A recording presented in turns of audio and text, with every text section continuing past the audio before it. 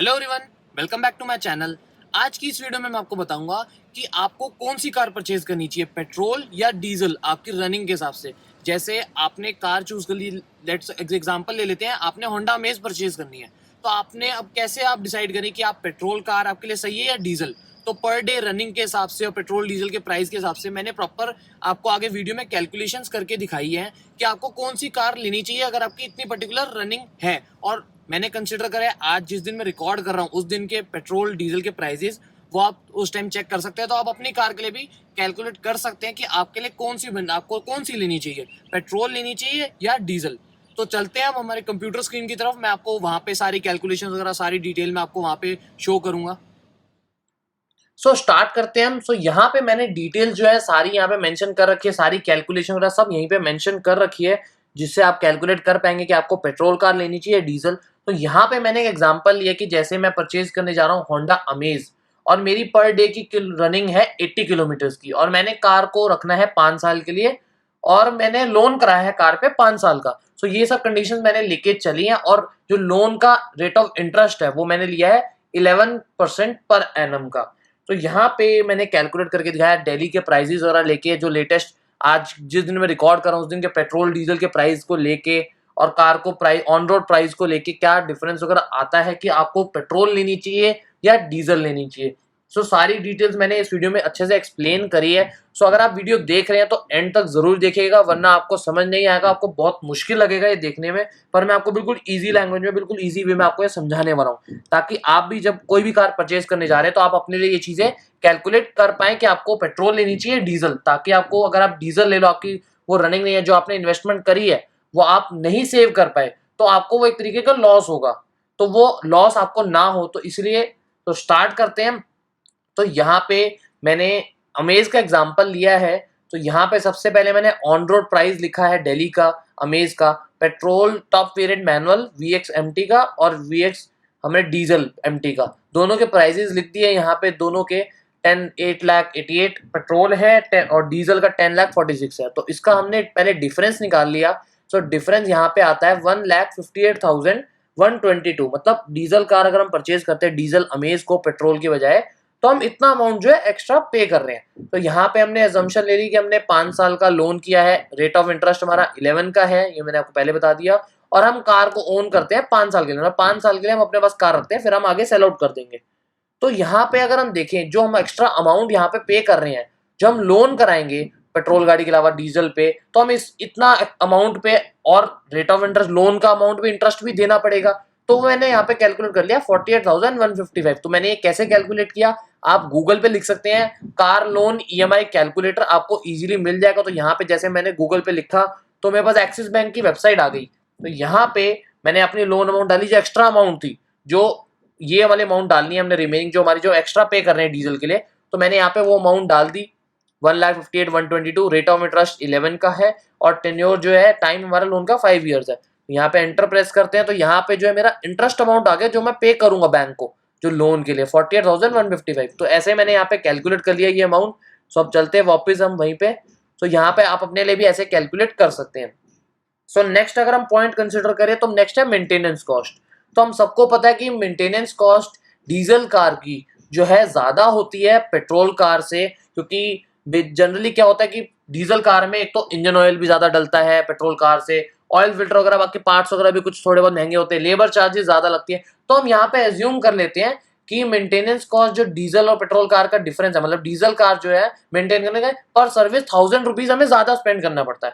मैंने यहाँ पे एज्यूम किया है, क्योंकि ये पर हर सर्विस पे डिपेंड करता है, और हर कार का डिफरेंट हो सकता है। जैसे मैंने अमेज का यहाँ पे ले लिया 1,000, किसी और कार का हो सकता है ज्यादा हो, कम भी हो सकता है, और सर्विस पे भी डिपेंड करता है कि कौन सी सर्विस हो रही है। तो बिल्कुल एग्जैक्ट अमाउंट निकालना तो बहुत मुश्किल है। तो यहाँ पे राउंड फिगर अगर हम ले पाए क्लोज अमाउंट की, इतना तो होगा ही। तो 1,000 रुपीज मैंने यहाँ पे एज्यूम कर लिया कि इतना तो आ ही जाता है डिफरेंस। हमने कार को रखना है 5 साल के लिए, तो 5 साल में 5 सर्विसेज तो होंगी। तो 1,000 अगर एक बार डिफरेंस आता है, तो 5 सर्विस के अंदर टोटल मल्टीप्लाई बाय 5 कर देंगे, तो 5,000 का डिफरेंस आ जाएगा 5 साल में मेंटेनेंस कॉस्ट के अंदर।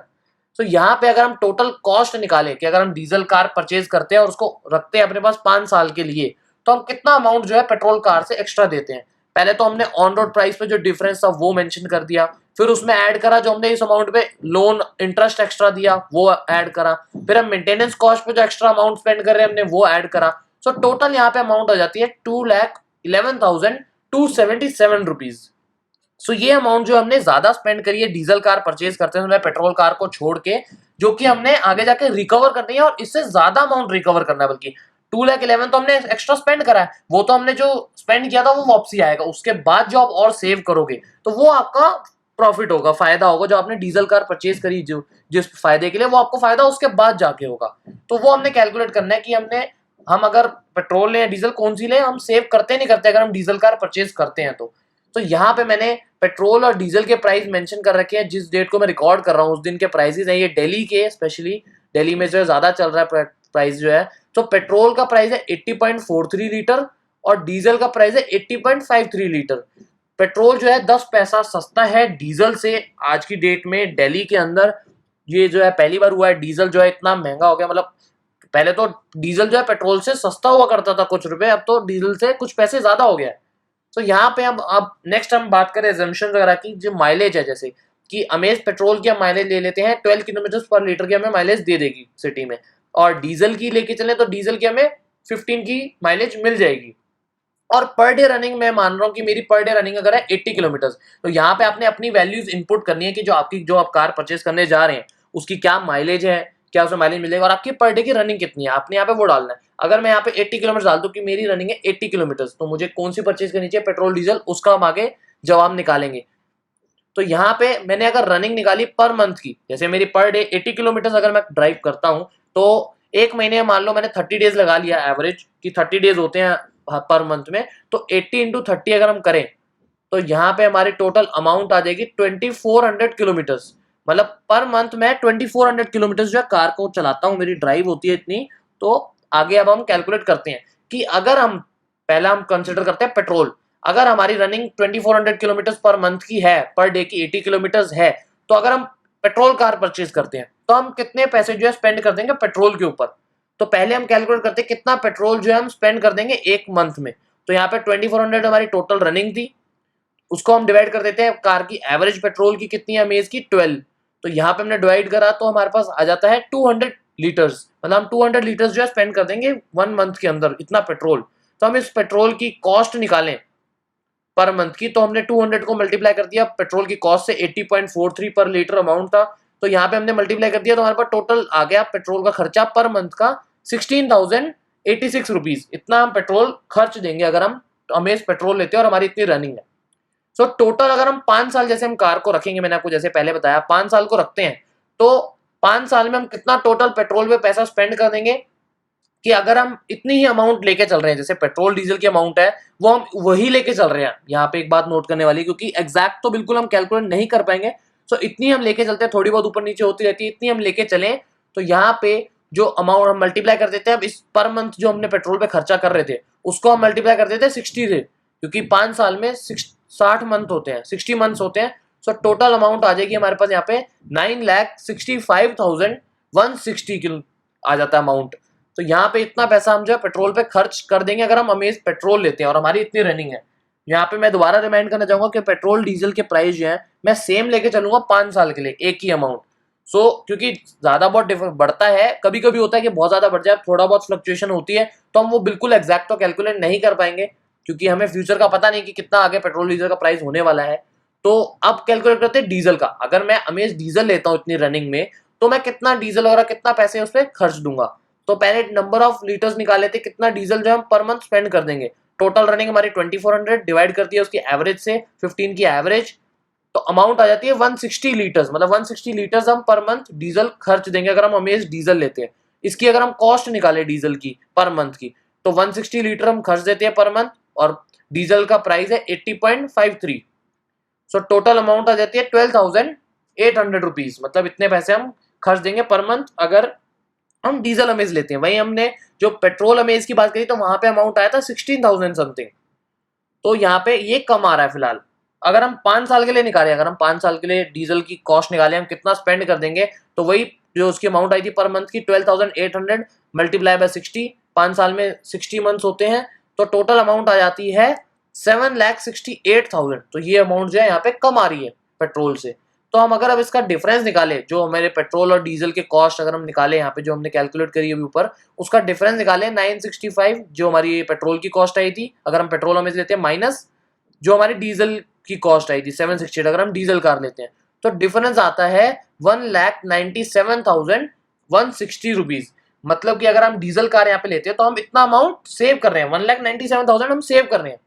ठीक है, तो यहाँ पे अगर हम बात करें तो हमने टोटल एक्स्ट्रा स्पेंड कितना किया था मेंटेनेंस और कार को परचेज करने के लिए, हमने स्पेंड किया था 2,11,277 रुपीज हमने एक्स्ट्रा स्पेंड किए थे पेट्रोल कार के ऊपर।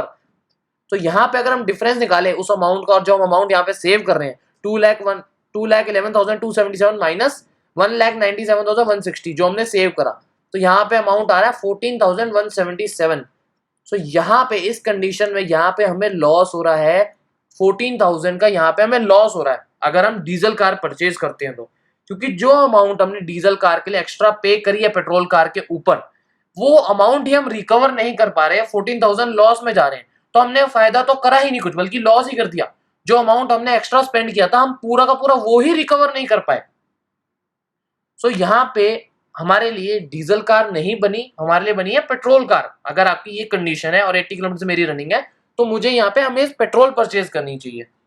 सो ये एक फॉर्मूला था, बेसिकली आप इसे फॉर्मूला कह सकते हैं, जिससे आप अपनी कार के लिए कैलकुलेट कर सकते हैं कि आपको कौन सी लेनी चाहिए। जैसे आपने कार चूज कर ली, जैसे आप क्रेटा परचेज करने जा रहे हैं, आप अपनी वैल्यूज है यहाँ पे इनपुट कर सकते हैं, आपके वहां के पेट्रोल डीजल के प्राइजेस, आप कितना लोन करने वाले हैं, क्या उस पर रेट ऑफ इंटरेस्ट रहने वाला है, क्या कार का ऑन रोड प्राइस है, क्या माइलेज है कार की।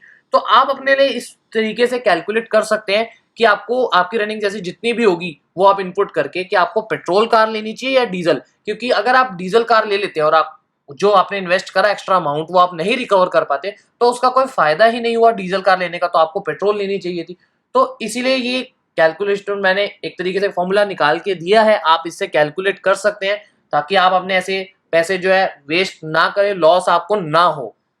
सो मैं उम्मीद करता हूँ आपको सब कुछ समझ में आ गया होगा। सो अगर कुछ आपको डाउट्स वगैरह हैं तो आप मुझसे कमेंट सेक्शन में या इंस्टाग्राम पे पूछ सकते हैं, और मुझे बताना कि आपको ये वीडियो कैसी लगी। इस वीडियो को लाइक जरूर कीजिएगा अगर आपको पसंद आई हो, और ऐसी वीडियोस के लिए मेरे चैनल को सब्सक्राइब जरूर कीजिएगा। अगर आप चाहते हैं मैं किसी आपके टॉपिक पे, किसी भी आप टॉपिक पे चाहते हैं वीडियो बनाऊं, तो मुझे आप कमेंट सेक्शन में बता सकते हैं। Thank you.